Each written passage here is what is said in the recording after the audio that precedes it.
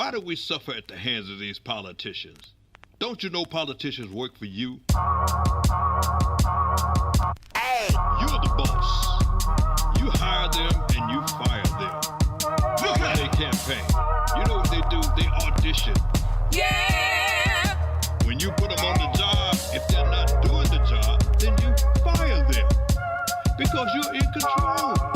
From the city to the state to Congress to the president. You run this.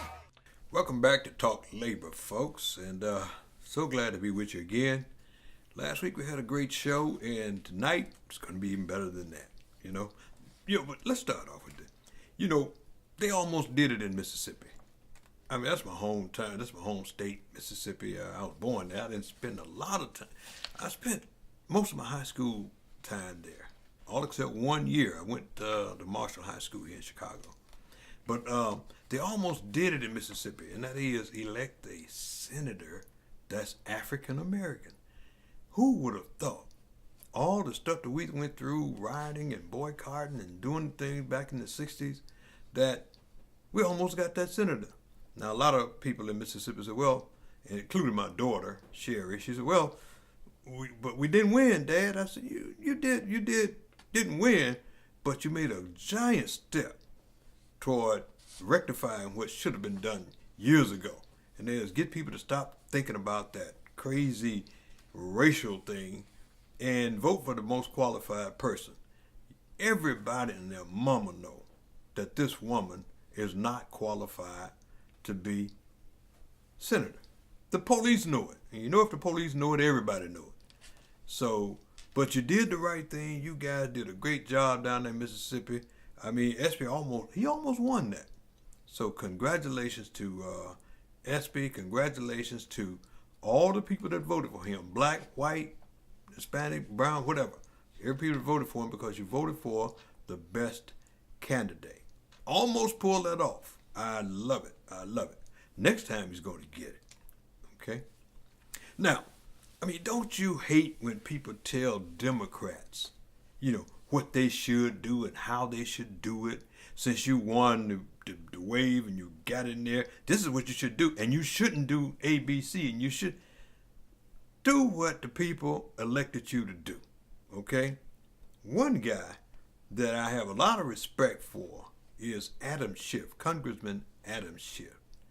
Adam Schiff is one of the smartest, most intelligent people in Congress. He's a no-nonsense type guy. When this clown was in there and had all these Republicans bidding and on their knees to him and stuff, he was standing up. And they were treating him like, well, nothing you can do about it. Now you heard this saying before. Now the rabbit got the gun. And guess what's going to happen? Adam don't bite his tongue. I mean, he's like, I'm not going after him just because I'm angry. I'm going after him because this man is trying to upset the fabric of America. And he's talking about the guy in the White House. And he talked about some of the things he's going to do. He said, first, he's going to investigate the murder of Jamal Khashoggi in Saudi Arabia. Everybody know that this man was murdered. This man is, because they give him millions and millions of dollars, he said, well, they killed him, that's okay. We still getting millions of dollars, and the country's getting millions. Like that little country is supporting us. Trump is the weakest president I have ever seen, and I've seen a lot of them, all the way back from John Kennedy. He's the weakest president I've ever seen, weaker than Nixon. When he gets around people like Putin, he's on his knees quibbling. Kim Jong-il, he's on his knees quibbling. The people in Saudi Arabia, he's doing the same thing. These people murdered an American citizen. They didn't just murder the man. The reports are that they sawed him up while he was alive. When I mean sawed with a damn electric saw, sawed the man up while he was alive. And this person is running around talking about, oh, well, it's okay. It's all right. We get money from him. Everybody's starting to see who he is now. I didn't want to spend a lot of time on him, but I spent 5 minutes. talking about this guy. And we talked about the election, the blue wave. They hate to admit it, but it's a big blue wave. Had it not been for the fact that they gerrymandered, it would be even bigger than that.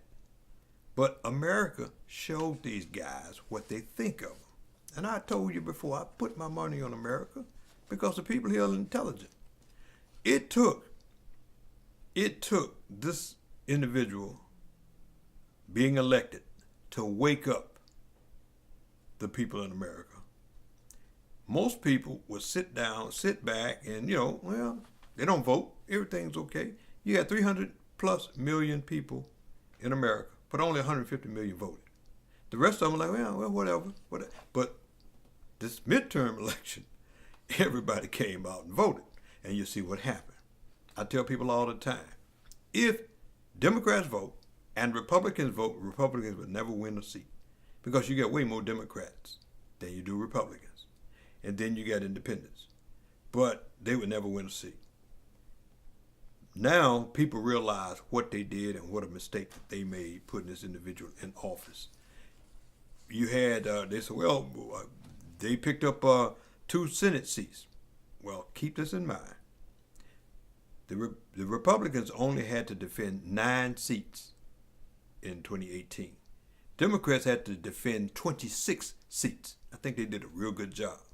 Now, in 2020, the role reverses. It'll be the Democrats only have to defend a small amount of seats, and the Republicans are going to have to defend a whole lot of Senate seats. And a lot of those senators are sitting in blue states. What do you think they're going to go? Out. They're trying to jump up now and say, look, we're working with the Democrats now. Look what we're doing. They put some bills on the floor. They tried to jump up, and it was against Trump, too. Jump up and pretend like they were really thinking about America.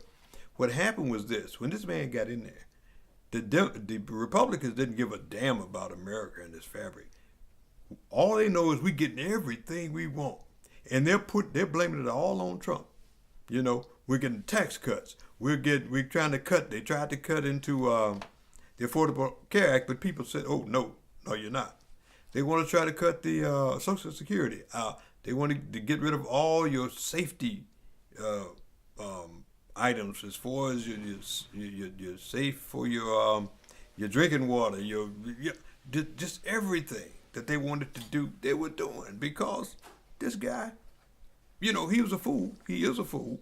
And they know that they could use him. They don't give a damn about him. When they get through with him, they're going to throw him out like a dish rag. Watch what I tell you now. I tell you this stuff because, not that I'm a prophet, but I do learn as I go. And I've been watching politics for a long time, ever since I was 16 years old. So this is what's happening, y'all. Now, the Adam Schiff said he's gonna hire a House Intelligence Committee to seeking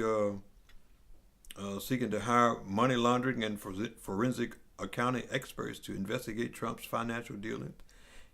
I know you like me, you can't wait. I want to see them taxes, man. I want to see him because I know he's a crook. I know he's a crook. And he's going to have to answer for the things that he did to this country. Folks, this man is like an agent from Russia. You know what I mean?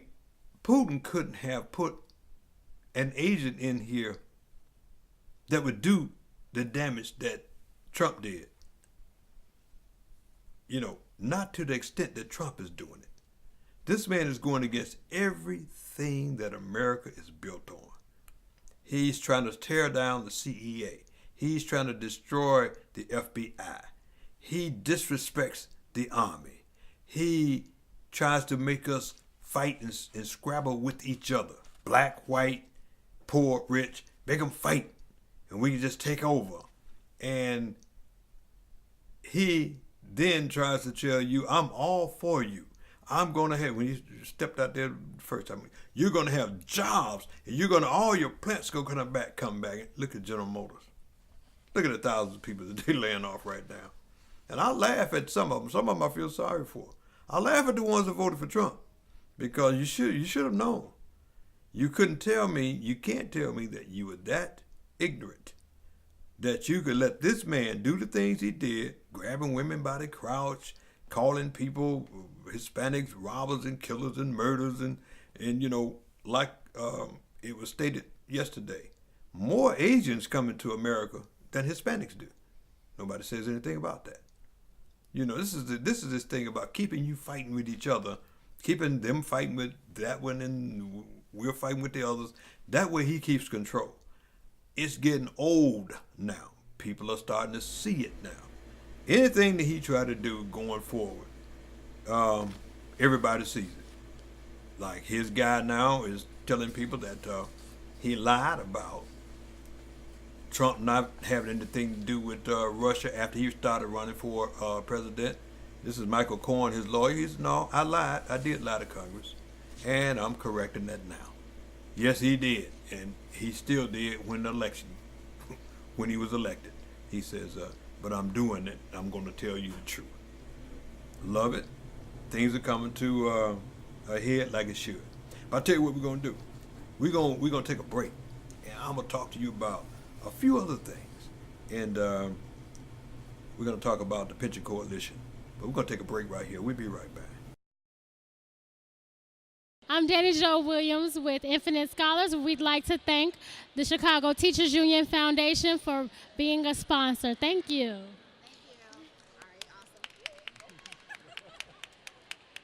My name is Simone Edwards. I'm the CFO and Vice President at Chicago State University. On behalf of our President, Z. Scott, we'd like to welcome you and thank you for participating in such a great event.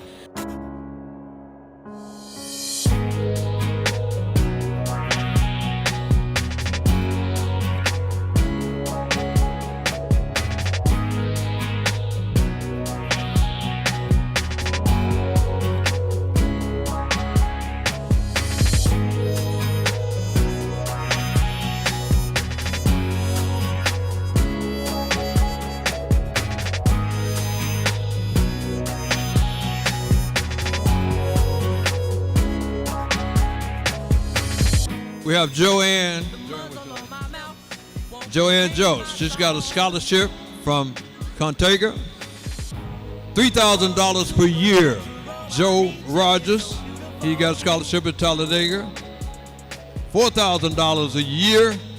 Denise Frazier, she has 2 scholarships. Talladega $6,000 and Wilberforce $12,000. Congratulations.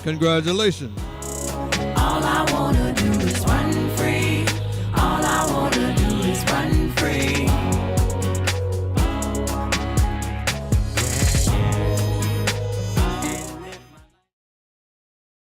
Hey, we're back. And as I promised you, we're going to talk to the CTA Pension Coalition group. Listen, the CTA Pensioner Coalition members will have their meeting, their last year meeting, on December 13th from 7 till 9 o'clock at A Safe Haven. That's 2750 West Roosevelt Road. It's going to be upstairs in the boardroom. Really, really nice place. You're going to have an opportunity to talk to the attorneys about the cases coming up. I think you're going to really enjoy what you hear. And it will be totally explained to you where we are, why it took so long, why it's taking so long, and where we are going with this. You're gonna enjoy that. Remember this. I keep telling you guys, if you're not a member of the coalition, you won't be able to vote on whatever goes down. If they come and offer some money, you won't be able to vote on it. Only the coalition members will be able to vote on that. Okay? So seek out, one of the officers in the coalition, President Claude Funches, Vice President Benny Rogers, Local 241, both those guys. Treasurer is Larry Whitehead. He's from Local 241. Suzette Smith, Secretary, Local 308. Ronald Roach from Local 308. And John Dotson from local. I think he may be from the trades. But anyway, so I think he's from maintenance. So seek those guys out, and they will and make sure you can join up and do what you need to do to get all that. And Tommy Little, of course, the assistant secretary. Tommy is a very, very outspoken person. Okay, but you know what? I have I don't know if you knew that during this time when they were actually stealing money, taking out money, you got a number of management people that came in after they took control from the unions, and the unions just gave it up. We're going to talk about that at the meeting. After they took control, they just came in and just wallowed in our money that we put up. What I mean by that is that you got several individuals that paid in something like $27,000 into our pension plan, but has taken out something like close to $1 million. They paid in $27,000. This is a fact. It ain't some Jerry made up. You'll have that in your hands, on paper, at that meeting. They paid in like $27,000. They almost got $1 million out of our plan. Not just one. We're talking about 160 some management people. They didn't have 3, 4, 5 years on the job, so they paid $27,000 so they could say, "Oh, we got." And what happened was they made this motion at the pension board, and I understand it was unanimous, which means the union went along with that. That's why the coalition exists. That's why we need someone in there representing the retirees. That's why you need to be at that meeting on December 13th at A Safe Haven, 2750 West Roosevelt Road, 3rd floor. You need to be there so you can see what's going on. You're thinking that, oh, they took that money from us and we're going to get our money back thanks to Jerry Williams and the people that work with him. We're going to get our money back. Okay, but do you think that that's all they're going to do? Do you think that that's all they're doing? You got to come down and see. You're going to see for yourself. You're going to see it on paper. You're going to see it's legitimate. It's nothing I made up. You can go look it up and pull it up for yourself. Okay? So be at that meeting. Be at that meeting. And you'll be able to discuss that with the coalition members. You'll be able to talk to the attorneys about where we are with the lawsuit, what's going on. Ask them anything you want. When you think that we'll have that. What do you think? You just ask the questions you want to ask. The questions that you ask me. Now, I'm going to go to one of the pensioners' clubs, breakfast, and talk to them, because I understand guys running around there saying, well, Jerry Williams, he got a settlement from the pension, a big settlement from the pension, and they had to pay him off, which is a damn lie. But I want to bring you up to date on some things that facts. But as far as getting information about where we are with the lawsuit and all those type things, everybody's got to come down to that meeting, because we're not doing this because we just want to jump around and do this, because we've got a lot of other things to do. But we know that if we don't take that bull by the horns and make sure that that pension is solvent and safe, you won't have one. You won't have one. There's so much that you got to see. And it's on paper, and you can go pull it up yourself, okay? I'll tell you what we're going to do. We're going to take another quick break, and we're going to come right back.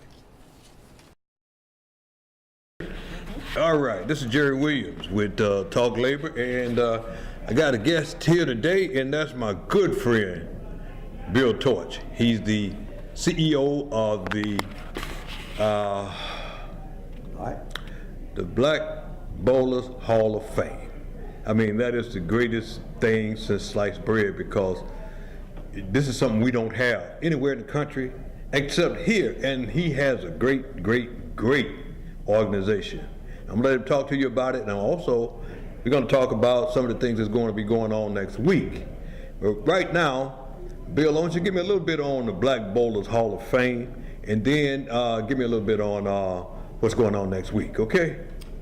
Okay, what's happened is we have all these great black bowlers in the United States.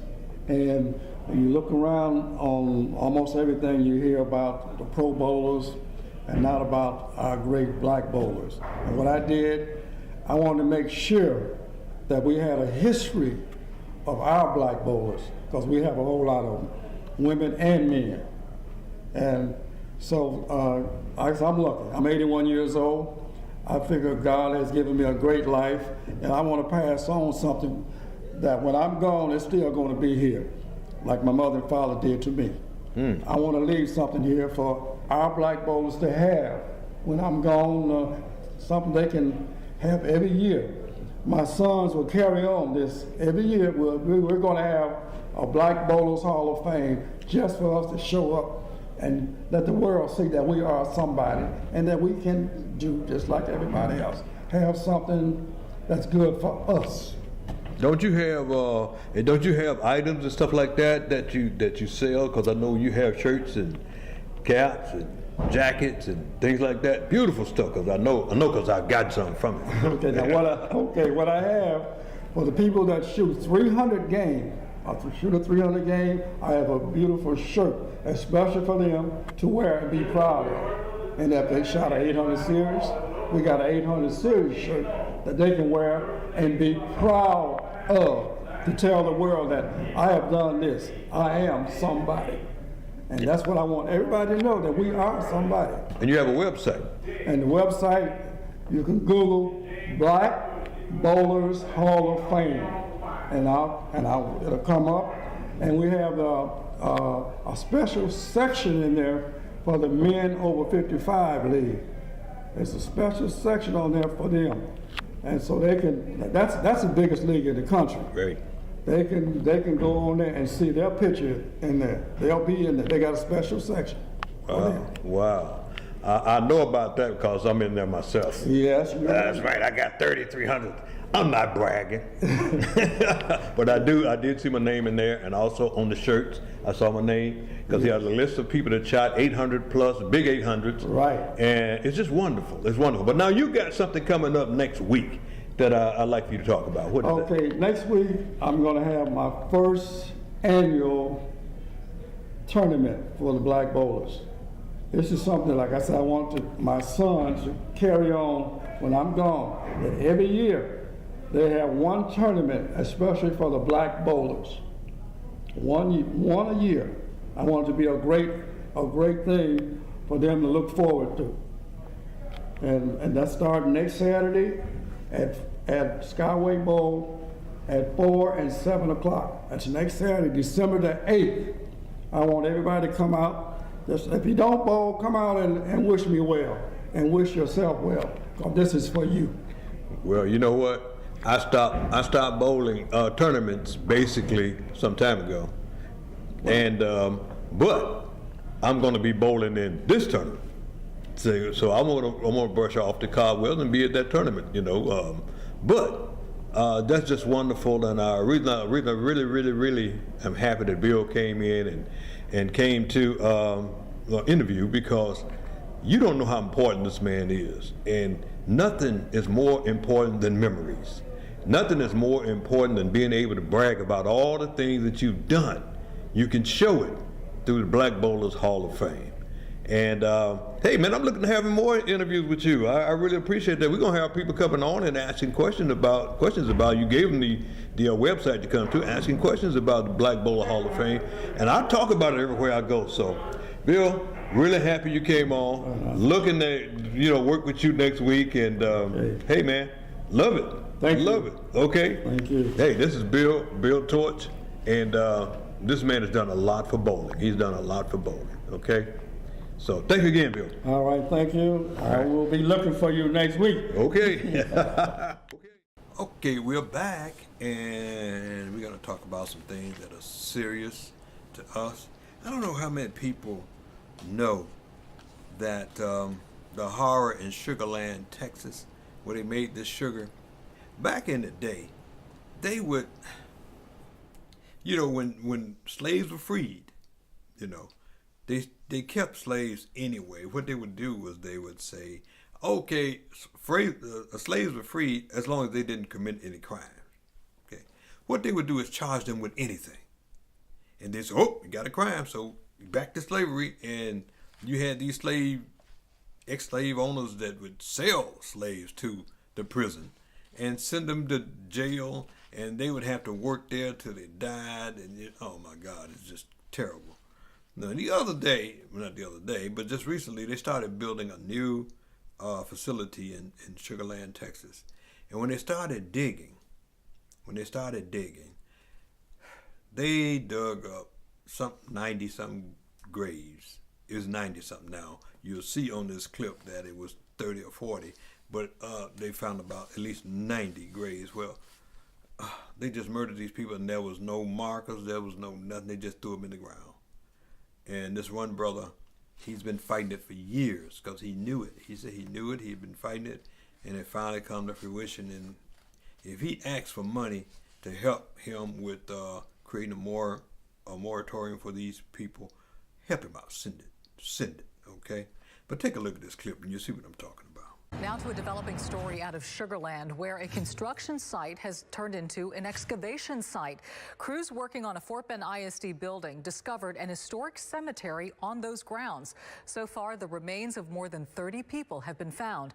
That construction site is located at University Boulevard and Chatham Avenue. Our Sion Rhodes live there with new insight from a man who was first to alert Fort Bend ISD about this possibility. Sion? And Fort Bend ISD officials say it's still too early to know just who is buried here. But the Sugar Land man says he believes he knows, and he says it's something he's been working to get acknowledged for nearly 20 years.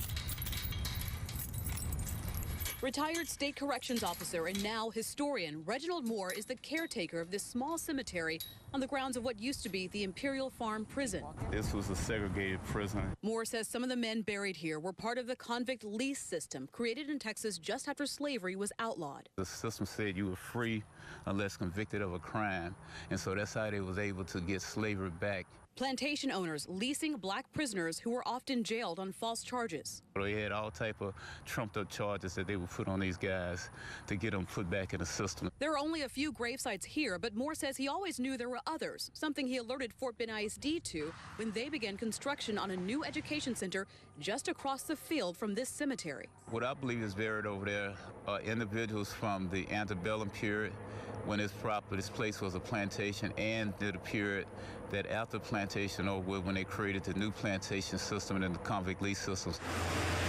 In March, crews discovered human remains, at least 30 graves so far. I was elated, and I was also saddened at the same time because I knew it was bodies out here, and they should have been discovered and recognized years ago for the work and for the things that happened to them. And Moore says he hopes to someday build a museum and a memorial to those people who are buried in this area. Fort Bend ISD says they're working closely with the Texas Historical Commission to start the process of sending the remains off for testing so they can be identified. Reporting live in Sugar Land, Sion Rhodes, KPRC, Channel 2 News. Thank you, Sion. We flew our Sky 2 helicopter over that excavation site. You can see that video right now on the homepage of click2houston.com. Okay, we're back. You see what I'm talking about?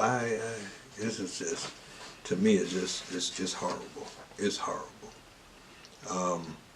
But it happened. It happened, and it's not like you don't believe it, because these type things are happening every day. You still got people murdering these young boys, killing these kids. You got a guy that was over there trying to help people here in Chicago and Robbins, and police come in and shot him dead. Another kid trying to help people, I believe it was in Alabama, where in a mall, he was trying to, wave people away, tell them go this way, go that way, because somebody was in there shooting. Police come in and shot him dead, and there's no damn excuse for it. There's no excuse for it. Except these are savages that should not be on the police force. In Chicago, you all been watching, I don't know if you've been watching or not, the guy that murdered Laquan McDonald, He's been convicted. I think we're waiting for sentencing on him. But then the guys that helped cover it up. I mean, this is so damn ridiculous. One of the police officers, a female, they wrote the report for her, saying what they wanted it to say. And they asked her, she said, I didn't write that report. They did. And they looked at the handwriting, it's true, she didn't. And they asked her, did he come at him with the knife? She said, no. Was he getting up off the ground trying to stab him? No. I really give her a lot of respect, because she did what I think policemen should do anyway. Tell the truth. Tell the truth. You so-called men that see this kind of stuff and don't report it and don't say anything, and I do mean so-called men, because you're not a damn man if you're crawling around on your knees like that. Take a tip from this woman, this female. She had the balls, the courage to stand up to this type of garbage, type of murder. And then we had a citizen. He came and spoke, and he basically was saying, hey, why didn't they ask him, well, you told IPRA, but you didn't tell the FBI, you didn't go to the FBI? He said, well, hey, I went to IPRA. This is what I'm supposed to do. He basically was saying that, hey, I don't want them to murder me like they did him. I did all I could do. Brother, I really appreciate what you did, because you stood up when other people were hiding their face and running around talking about, oh, police got to protect police, I want to hear that garbage. Like I said, you don't broad brush everybody. And I don't do that for nobody. Black, white, police, nobody else. That all of them are like this. Because they're not. I know very good policemen. Black, Hispanic, white, Asian. I know a lot of them. They're good people. But then you got these rogue individuals. And somehow we got to make sure that they patrol the neighborhoods like they're supposed to. And people will be very cooperative if you do. Now, here's one more thing I want to bring to your attention. The mayoral election. Folks, I know you got 100 people in there running for mayor in Chicago. Okay? Let's not get discouraged by that, because people try to make it into a joke. Anybody has a right to go and try to run for anything they want. I applaud them on that. Okay? But let's not try to make that a joke. Do your due diligence, do your history, do your study on these individuals, because it's very, very important that you put the right person in there. You put the right person in there. We're going to be talking about that at the meeting, coalition people, but talk among yourselves and the family and all of them about who's going to be running for the mayoral position.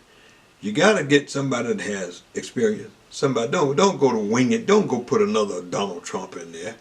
Get somebody that knows a little bit about what the hell is going on. And somebody you trust that you think can operate and do what they need to do. Okay? But now, we talk about the mayoral election. The most important election is for the alderman. Folks, this is the time. The alderman is supposed to run that office down there, not the mayor. He can't do no more than they let him do, or her. So what you need to do, make sure you get the right alderman in there. I understand Burke is having problems trying to win his seat back. That's the way it should be. Burke is the biggest crook in the world, and his wife is worse than he is. I say that because she voted against us at the Supreme Court. She killed the active people, but she didn't have enough votes to knock out the retirees. Thank you. But remember what I said, the aldermen are the key. The alderman is the key. So make sure that you get out there and vote. You see what happened in this midterm? Get out there and vote. There's a lot of conscious people in Chicago. So get out there and vote. Okay? We're going to be talking about it on the 13th. And we will be supporting someone when we come out of there on the 13th, out of that meeting. So make sure you're there. That's all you pensioners. That's local. But nationally, keep your eyes open. I'm talking to you in Mississippi. I'm talking to you in Alabama. I'm talking to you in California, Michigan. Keep your eyes open. Look at what's going on. If this man survives and don't quit, don't get impeached, it's time for us to impeach him, okay? Now, I'm going to do this. We are just about at the end of our show here, and I want to leave this with you because it's funny to me, but it makes a lot of sense. Chris Rock, you know, sometimes he's not a very good actor, but he's a very, very good comedian. It's in my opinion. Now, you all may take it differently. That's just my opinion. But I love this little spot by Chris Rock. And I'm going to leave you with that. But don't forget Gmail. Don't forget talklabor@gmail.com. Send us whatever you want to send us, okay? And we'll try to respond to you. talklabor@gmail.com. Okay? December 13th, 7 o'clock, 2750 West Roosevelt Road, 3rd floor. We're going to have a great time. We're going to see you next week on Talk Labor. Okay? See you then. One thing Clinton did I didn't like, raise taxes. Taxes all high and shit. You know what's fucked up about taxes? You don't even pay taxes. They take tax.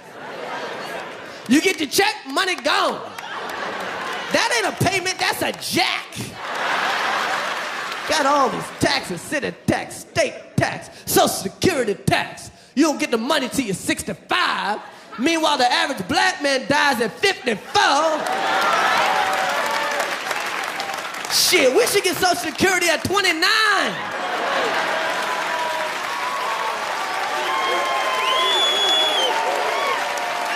The fuck, man? We don't live that long. Hypertension, high blood pressure, NYPD, something will get you.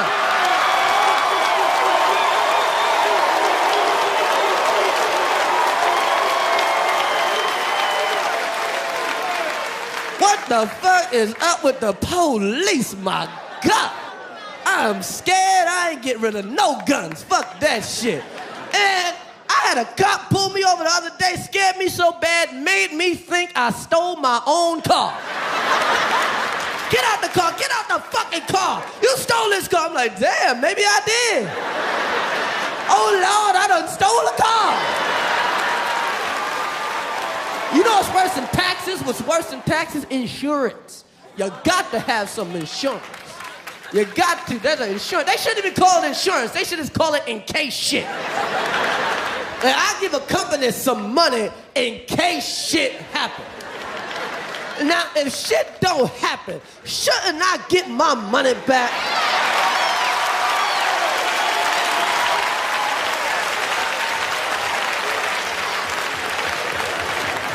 That's right, man. You better have some medical insurance or you gonna die.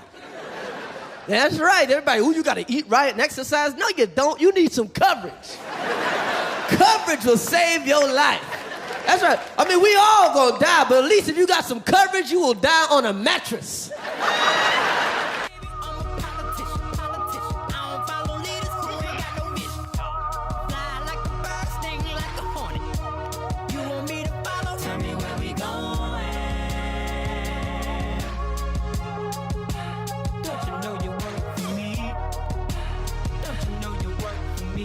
Yeah.